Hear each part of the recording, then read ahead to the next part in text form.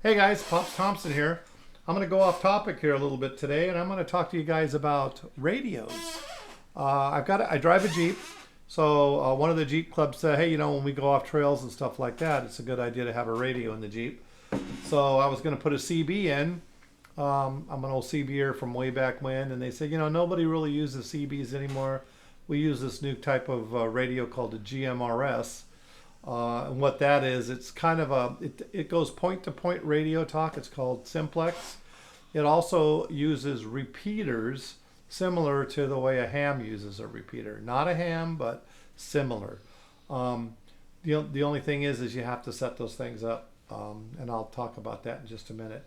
But so I set this thing up. It was easy to install. I got a Midland MXT 275. It's a little tiny base because in a Jeep you don't have a lot of room. Fits right on the floorboard. And then the microphone, when you turn the microphone, it plugs into it, and all the controls are in the microphone. So it's really cool. It also uses a little ghost antenna. It's about this big around and about this tall.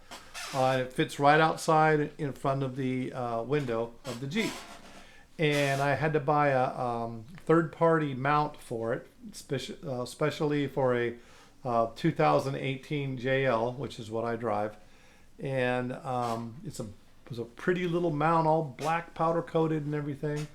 And I mounted that thing, and man, the unit was getting hot and it wasn't transmitting very well. And so finally, I got this. I went out and purchased a little SWR meter, and I was hitting 3.5 and 4, 3.4, 3 to 4.0, and which, come to find out, that type of reading could actually damage my unit, which means instead of the radio going out through the antenna, just a little bit's going out and most of it's going back into the unit, overheating the unit. So come to find out it's a grounding issue, and those powder coated mounts are insulated. So you have to, what I did was I took a file and I filed and filed and filed the bottom of it. So I got a nice bare surface on the bottom, and also the side where it bolts into the side of the Jeep, I put a bare area there too. So that's part one. Part two was to find some place to really ground it to. So I took I opened the hood of the car. I took a jumper cable, plugged it to the negative post of the battery, took my multimeter that I have, I set it to ohms, and I put one end on the other end of the jumper cable, and then I just started touching bolts around where the antenna was until I found one that made that thing pin out. So I knew it was a good solid ground right to the negative. And then I ran one of those little grounding straps from the outside bolt. Can't even see it. It's about this big. You can see it goes inside. It straps down. And I made sure that I had a good ground from the bottom of the mount, the bottom of the mount. The top of the mount, there's no grounding at all, which is the way it's supposed to be. I screwed my little ghost antenna on top of there. Keyed the mic using the SWR meter. I'm below 1.5 now, which is perfect. So that's a hint. And also, as I was having problems with it, I said, there's just not a lot of people on this GMRS. So I went and I also bought a CB antenna, used the same techniques to mount that thing, and that thing is working beautiful.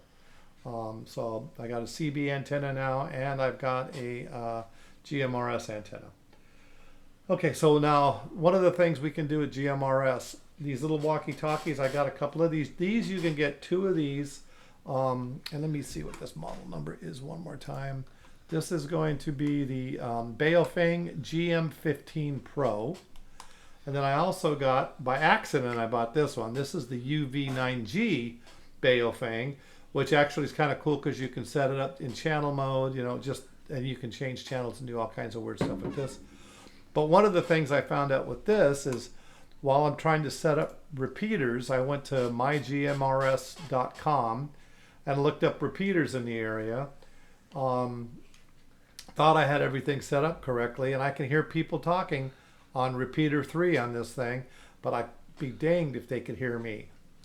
So I found out that if I buy this $150 radio, I can scan for transmission codes. Find out what code they're at, because there's all different types of code. Take you all day to try to test each one.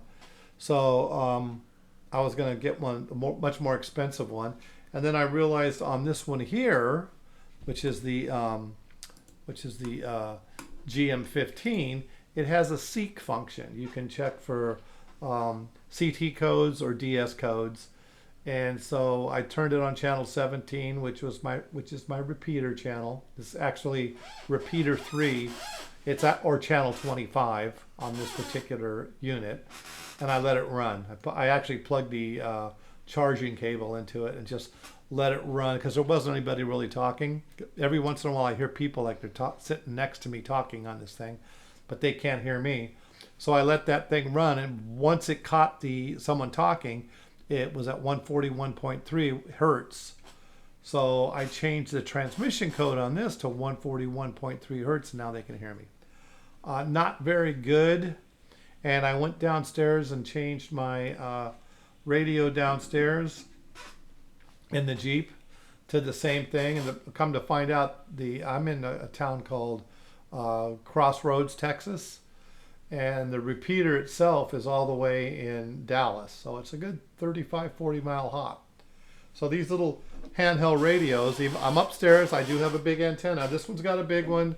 This one's got a littler one. But this is, I got this one for another device that I had. So it's picking up. They're able to hear it. Now, they don't hear me very good.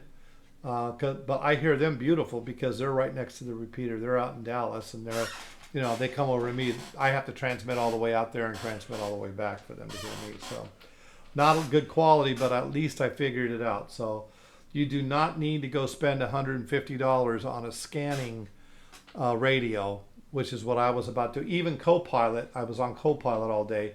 They told me, oh, you have to get this kind of radio. I asked Copilot, I go, if this has Seek on it, why are you telling me to go buy a $150 radio? And Copilot came back and goes, ooh, good catch, Ellis. So there you go. So some good tricks that I've learned. I'm very novice. I'm learning a lot about it, though. And also, it's always nice to have two radios because I can sit here and test one to the other until if I'm transmitting here, if I don't hear it on this one, then I know I'm not transmitting, and vice versa. So it's always nice to, and like I said, two of these, I think I paid $35 for two of them. So they're cheap. They're good for your families to have. So now my Jeep's got both a functional GMRS radio and a CB radio. So you all have a great day, and I hope that helps some people out there that have had some problems like I did. If you have any questions, let me know. You have a good day. Bye. Pops out.